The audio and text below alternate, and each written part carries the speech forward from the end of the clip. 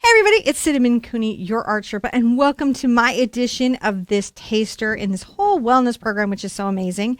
So when I was deciding what could I share with you from my own art toolbox that would really help you find well-being and take something in, I realized line and wash. Line and wash is a technique in watercolor that allows beginners to have kind of a no-fail experience. By using a watercolor pen, you create the architecture of an image or an object, and then you can just let go with all the techniques in it. To help me in today's project is my husband, John. Hello, guys.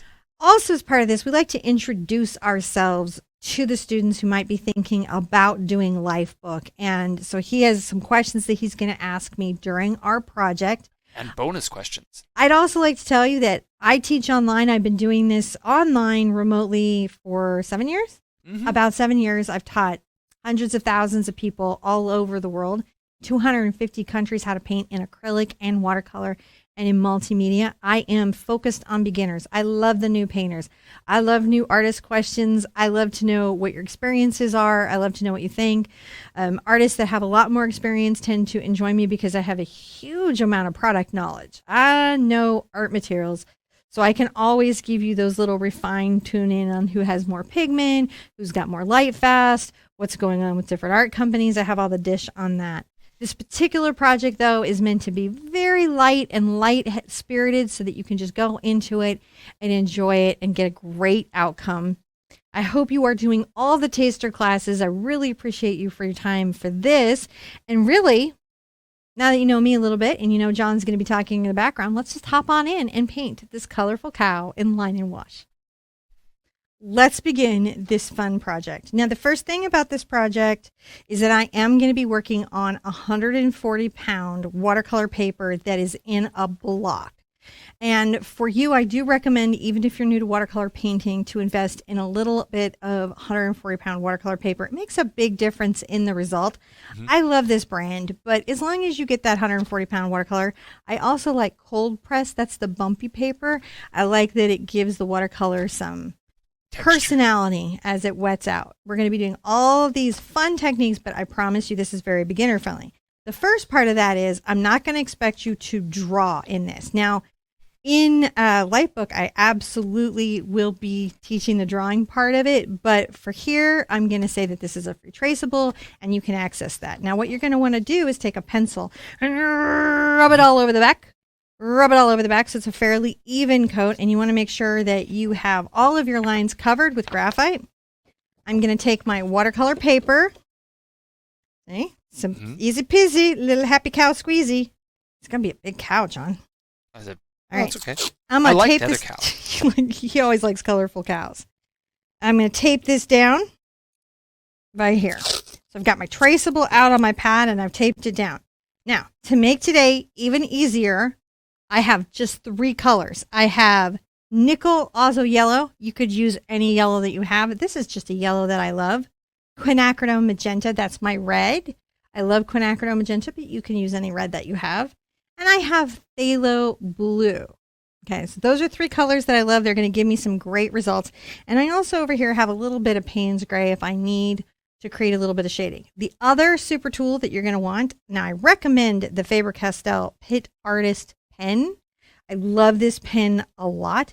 You can use any waterproof pen that you have, because the trick of this is once the lines are on and drawn in, you can paint in a very loose and expressive way, and it kind of will help free you from those fears of success that sometimes that we can get into. It's really, I think the number one thing, John, that stops people from starting any kind of painting is being afraid that they're going to fail, or it's going to go wrong, or it's not going to look how it's supposed to.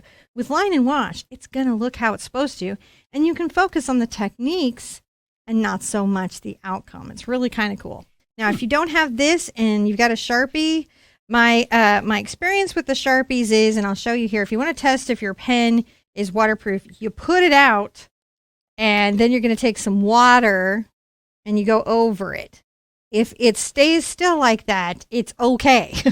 If it blends out, you're going to want to use it at the end. So this is okay if that's what's currently in the house. Just test it and make sure on all the Sharpies, because they're all a little different, that it won't move. My recommendation to invest in, though, is a Faber-Castell Pit Artist pen. Sound good? That sounds good. Now, to make the traceable work, is a very simple process. Basically, I'm going to take a colored pencil or pen or something that I can see, and I'm going to draw over my lines, pressing down moderately firmly, okay? Mm-hmm.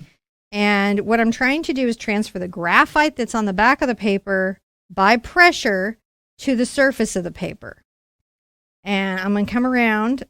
When the paper's taped, it won't shift on me. It also makes it possible for me to kind of look if I need to and get it put down the right way. I think you guys have the basic gist of that. This is the only thing we're going to kind of move forward through more quickly is the tracing, because I think you guys have the gist and you really don't need to watch me trace the whole thing. Do you think, John? Mm-hmm. Nah, no, not at all. All right, so let's blend through. So I have drawn over every line, and it is the reveal time. Did I use enough pressure, and did I transfer the image well to my paper? So I'm going to take my tape back. I do like to use a lower tack tape so that it does not peel on the paper or hurt the paper at all. That's an important thing to me. Mm-hmm. Let me get in this here and I see this. Now, on this program, right, while I'm doing the line part, John will be asking me some questions. We're going to do the lining in real time so you can see this happen out and so we can get our 5 questions. On Lifebook, they like you guys to meet us, to understand why would you spend a year with us? Because beyond everything in the class, it is this amazing creative year and journey. And the tasters are a way for you to kind of get a sense of that and who everybody is. I'm going to shortcut you here and just tell you everybody's amazing. Like, amazing. Just incredible. But you're going to be figuring that out as you do all these creative projects. All right. So now that is the idea here we get a little taste of what cinnamon is like? A little taste. A little. Now you know. It's a amuse-bouche. Amuse-bouche. This is what it's like. So I'm going to go over all the little lines that I have put in, but I am going to do sort of an interesting thing. I'm going to be a little loose and sketchy with it because I want my cow to feel artful.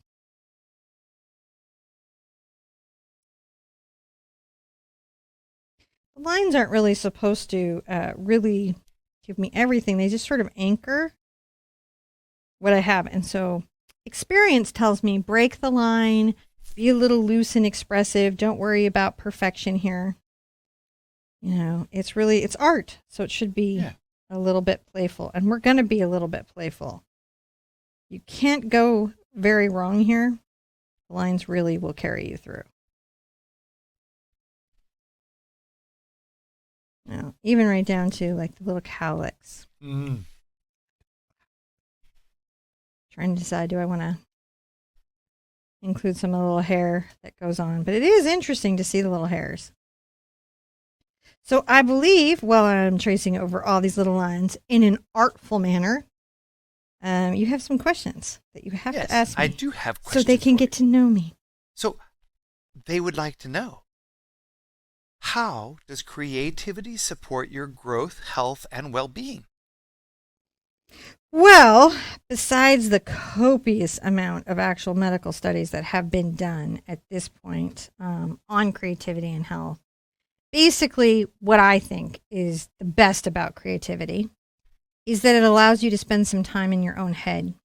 The world is very noisy. I'm sure you guys have noticed as of late, super duper noisy. And when you're in your own head, you're off Facebook, you're off the internet, you're off, everybody else's opinion, you're off the news, you're off everything. And you can start thinking to yourself.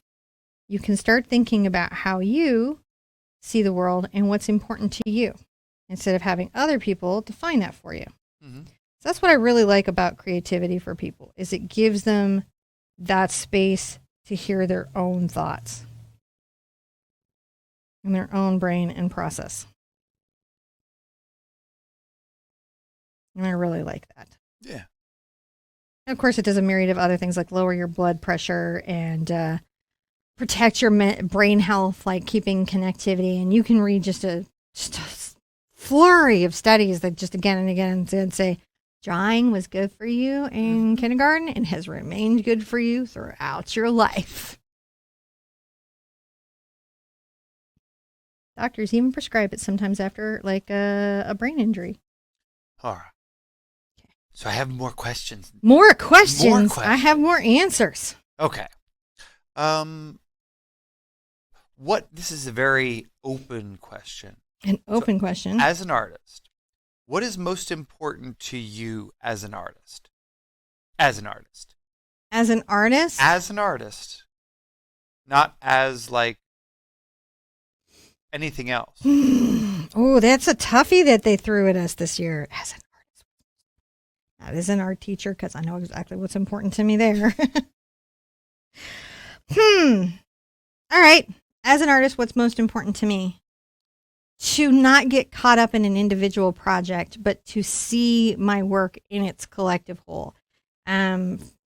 I really look at my artwork like a collection of cells that create a greater organism, and I don't feel like I can see myself creatively until I get back from a distance. And it's looking from that perspective that I understand where my creative voice has taken me and what has happened. So that is what is super important to me personally as an artist. I used to be wrapped up in individual projects or certain kind of things that you would measure your art success with. But at this point, I paint daily, sometimes multiple times a day. I have been broken out of that condition of, the individual moment, and I'm now into the, how did this year look? So that's kind of where I'm at now. I paint a lot, but that means I have a lot of good advice and great material expertise to share with you. I have done the line and watch. I want to keep playing this game. You want to? As a brush, what's most important to you? As a palette, what's most important to you? I believe we could play this game with you, and it would keep, not like, we extend this game. Don't do that. As a T-square, what's most important to you? Okay, I'll go on to the other be like questions. that. This is what he's like all the time. But don't worry, he doesn't interrupt the class. It's a taster. It's a taster. Getting to know everybody. Who is, again, to know you. Spoiler, amazing. Getting to know all right. We're going to start this. Now, the reason I just chose 3 colors and gray if it's needed, like on the eyes and stuff, is that one, it's going to show you that you can work from a small palette and still get a great result. 2, no matter what you're painting with at home, you don't have to run out and buy a bunch of stuff.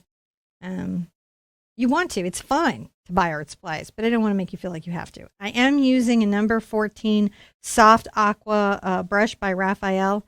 I have really fallen in love with this particular company and line. This is imitation squirrel, which means it's not squirrel, synthetic, but it robot squirrels performs like squirrel, which makes it just amazing and wonderful.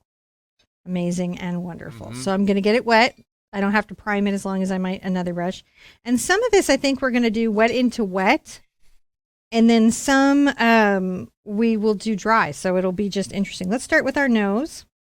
I'm going to get the nose wet. And you can see because the lines are waterproof, even as I put my water over it, it in no way is bleeding or running out. No. Mm-mm.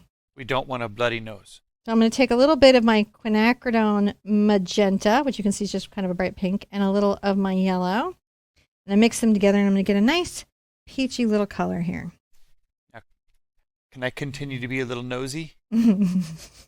By all means, be nosy. Okay. Let's go around the nostrils very loosely. Don't worry about being perfect with the color in these different areas.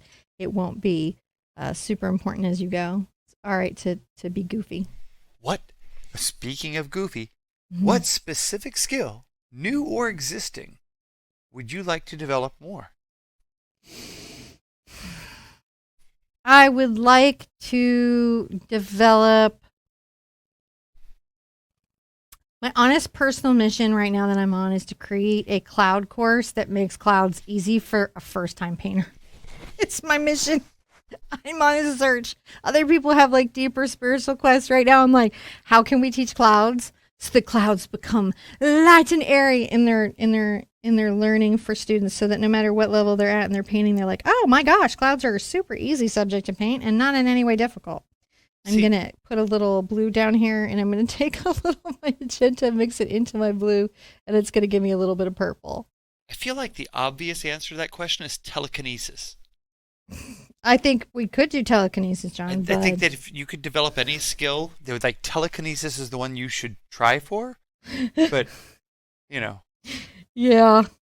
All right. What do you want beginner artists who are struggling to know? You can do it. I've taught, according to YouTube, like 600,000 people and of actual subscribers. I mean, millions and millions of views. And on Facebook, we're approaching 300,000 followers, and again, millions and millions of views. And what I have seen unequivocally is that if you want this, you can do it.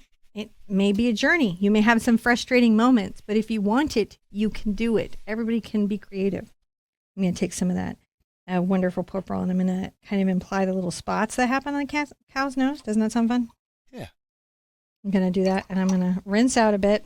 This is going to overall be kind of a bright painting because of the primary colors. You can't really lose it. Let's add a little yellow accent there. That's just fun already, isn't it? It really is. Just fun already. Put some blue, and then I made that lower lip green because I can just do what I want. I can do what I want. So I'm going to come here and get everything wet. And I'm going to even come over my lines. This is sort of fun because what this is going to do is allow the color to go. In watercolor, the paint goes, the color goes where the water is. Let's maybe do a little bit of purple again. This is the washy part of the line and wash. This is the washy part of the line and wash. And that's what I like, is that because you can go outside the lines, and you're actually supposed to. You're supposed to, and you get to practice your wet into wet techniques. You get to practice your dry brushing. If you're wanting to go like work on your salts, your experimental techniques, this is an excellent way to get there because nothing is going to go so wrong for you that you're going to lose the whole painting. I'm going to wet down here, and again, I'll go right on outside because I don't mind if the color leaves the space. I'm going to use this purple and blue to kind of talk. Like if this were like a Jersey cow's little thing, these are like the black spot, I guess, the Oreo-ness of the cow. Yeah. I like how when you just substitute colors around on a painting. Do you? I'm going to take a little of my magenta and my yellow and kind of loosely add just a bit of that. I just don't want it to be pure white, so that's why I'm adding that there. It's sort of fun, I think. What do you think? I think it's good. Yeah, it's interesting to watch students discover that whatever silly thing some well-meaning stranger or teacher or family member said to them that convinced them that they weren't creative was absolute hooey. Oh, yeah. I love that. When you guys had that moment of like, this is super doable. Why didn't anyone tell me this was doable? That's the best for me. I'm going to wet this side and do a similar thing that I did on this side. Well, while we're there, I'll ask you another question. Oh, now I answer your question. What do you want beginner artists who are struggling to know? I think you asked that question. Did I? Same thing that you can. Then I've asked all the questions, and I'll have to make one up.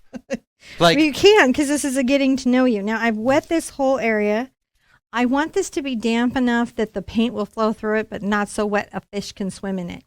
The other reason I like this block is that it prevents the buckling in the paper. If you don't have a block, tape down all four edges of your paper and allow the paper to dry completely while taped. That will re-stretch it out even if it buckles. That would be a lot of water. It is. Fish. Well, water bear could definitely swim in it. All right.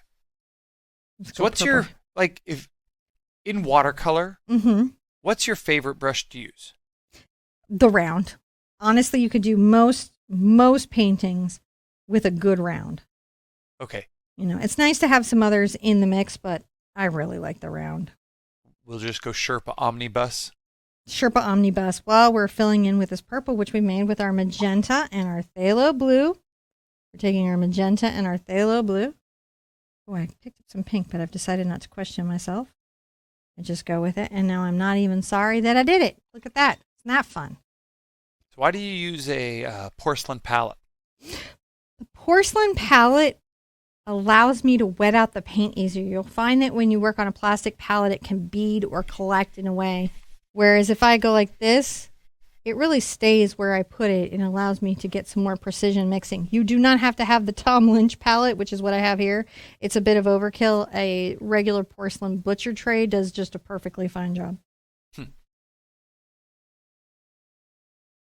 I've seen those all over the place. Have Butcher you? trays.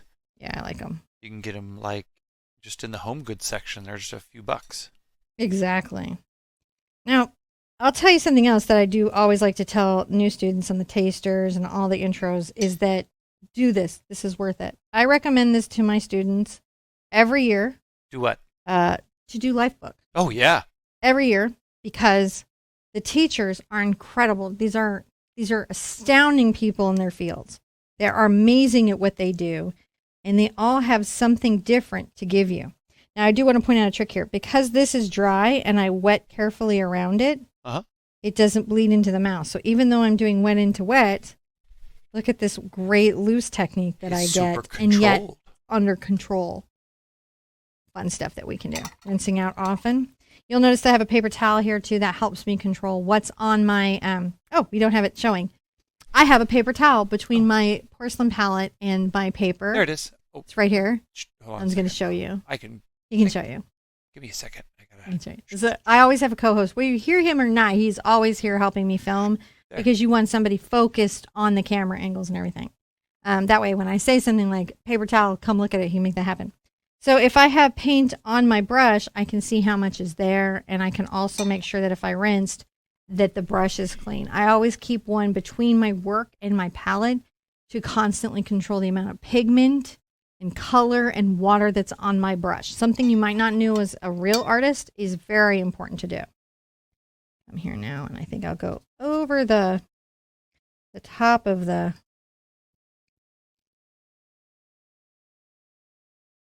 little hairs on the top. I really love the hairs on the top.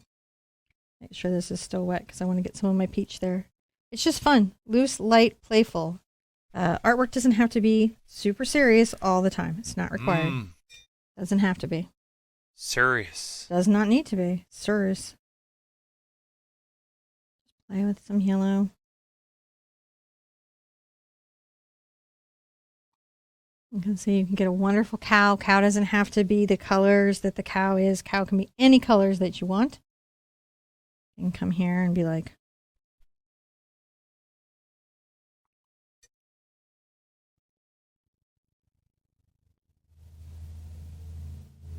work that yellow right into it. The thing where you see the paint just going through the water, that's called blooming. Yeah. Some watercolors bloom better than others. And if you want the watercolor to bloom without any additives, you want to buy Core watercolors. If you have other watercolors, you want to buy a product called Oxgall and add 5 or 6 drops to your water. Just follow the instructions that the manufacturer gives you, and that will allow it to bloom and go. And I really love this moment right up here. It's like my favorite thing in the whole painting right now. You know, that's how it is. You just... It will be allowed. It will be allowed. Now, we haven't done very much green, so I'm going to take a little of my blue and a little bit of my nickel azo yellow, and they do make a beautiful green together, and I'm going to just... I'm rinsing out, and I'm going to wash this through so it's a little bit lighter and not as strong. And you can see this is letting you start to understand how the paint works and where it goes. Even if it gets all away from you, you're still going to have a cow. Don't have a cow, ma'am. You can have a cow because the cow is lined in the line and wash. Now, the final thing will be doing the details as the paper dries. So like you can paint the eyes and inside the ears and little elements of the details once the paper is dry. So I'm going to get my Payne's Gray and kind of come here and start to paint in. Maybe a little bit. I'm going to get a little bit lighter, a little more water in there. And then I can come add more pigment. It's just the start. And that'll help us start to paint our eyes. I'm going to go around the eyeball here because oftentimes they do have a little bit of white. And I don't want to lose that implied white that I've got going.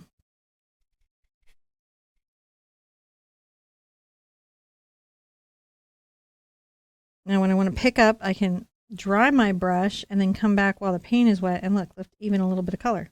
Oh, yeah. And you can do that at any point as long as the paint is still movable. You can get those little moments. And moments are important. I'm going to take a little of my blue, a little bit of my magenta, and just kind of get into a nice indigo. And I'm going to dry brush. See, now I'm practicing my dry brushing. That means my brush does not have a lot of water in it, and it has a little bit of paint, and that's going to allow the paint to kind of come off like this.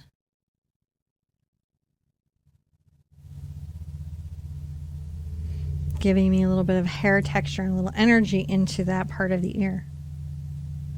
You didn't even know you could do that. But now you do. Maybe you did. Maybe you paint all the time and you're like, oh yeah, I'm very familiar with this kind of expressive way of doing things. And come back with a little purple.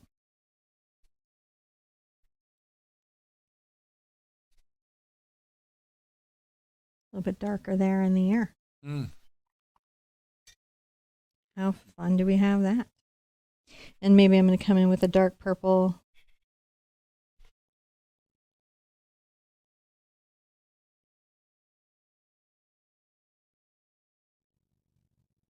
Inside the nose and perhaps under the mouth. So here we have this crazy expressive portrait that we can then come back in and with dry brushing and going over the paper when it's not wet, create some other very expressive techniques. Expressive means like loose and playful. In this case. Take a little pink and see, but where it's wet, you can see that softened in. So if I want that hard edge, I've got to let that fully dry. That is the trick. Is it still wet? Or does it need to dry out?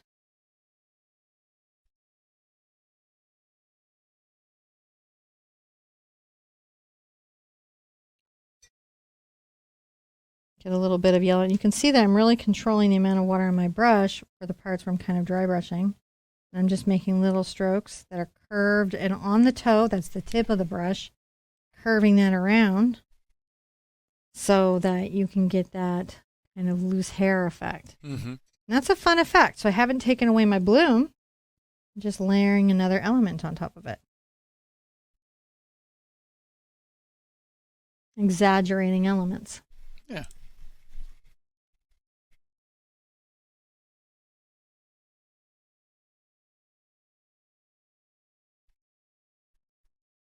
That turned out to be a very fun, colorful cow. I have done a few colorful cows in my art time in the world. And what I like about it is that you don't really get it wrong, you know. How you decide to see your cow is perfect. I'm just adding a little darker value there. Yeah. Giving some drama to the eyes.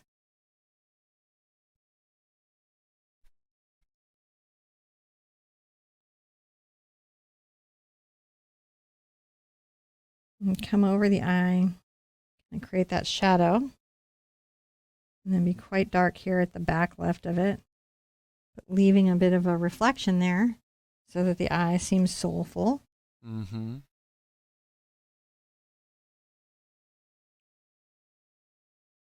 on the toe of the brush, kind of loosely painting around it, which gives there a very expressive.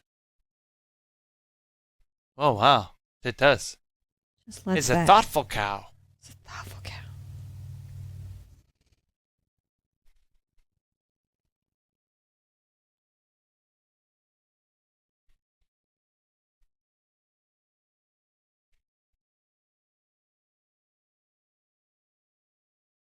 These sort of wiggly lines, and this is the room for you to try different things. This is that space that lets you go, what would work here for me really, really well, right? Now I'm going to show you another fun thing. I'm going to take some water on this backside. The belly's fairly dry. This is going to be very wet, and you can see that my paper, even on the block, is buckling a bit, and it's okay because as it dries, it's going to restretch. And I'm painting out a splash. Oh, yeah. It's a very expressive little splash. And I'm going to go ahead and get some of my bright yellow and allow it to travel through.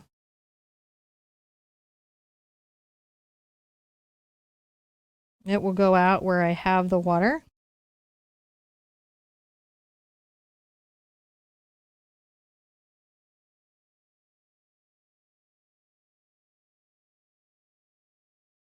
Now, I'm going to want to do something elsewhere on it, or people will look at it and go, is that cow having a moment?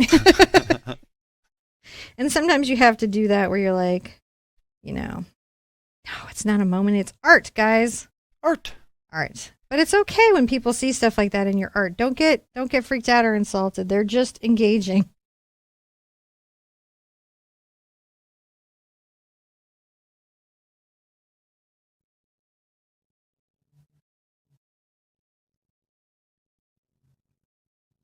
You don't have to paint all the paper. It's important that you're aware that you don't have to paint all the paper. I'm going to pull a little pink through just to give some energy. And see, it picks up color, and then it makes little moments it's got going on right now. I'm on the back of my brush. Notice I'm holding my brush further back. When I want to be looser, I can pull back my hand on my brush, and when I want to have more control, I might rock it forward.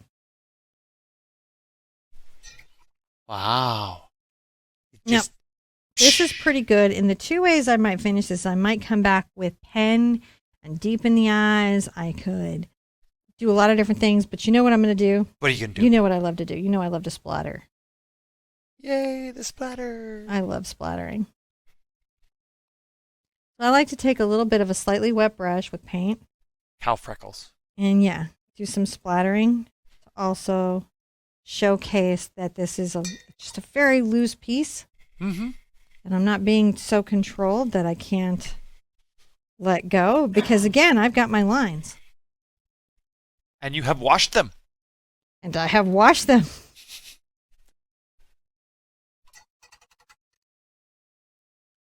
Woo, that's a fun little project. It's just something like just a little example. Now, when you take these techniques and you put some time to them, and some presence, and you start layering in things like Frisket or Resist or Wax or multimedia, you can create unbelievable images that will blow your mind. And you'll find it as you play with things like line and wash. And I love to introduce line and wash to beginners because it is kind of like, no matter what you do, no matter what I do, we're going to have a cow at the end of it. And sometimes that's all that's required. I can sign my piece. I'm going to sign it with my pen over here. I don't want to do it anywhere that's wet, so I'll be very careful. Don't tip your cow. Don't tip your cow. All right. I really hope that you will take advantage of every single taster. Really, my number one advice, and the other thing I give every year is do as much as you can. Don't worry about it being perfect. Don't worry about every project being amazing. Do it all. Because every teacher has some gem to give you. And if you can do all the tasters and you can do all the life book, you're going to come away with a treasure trove of art skills that will stay with you the rest of your life. Be good to yourselves, be good to each other, and I want to see you at an easel or watercolor pad real soon. Bye-bye.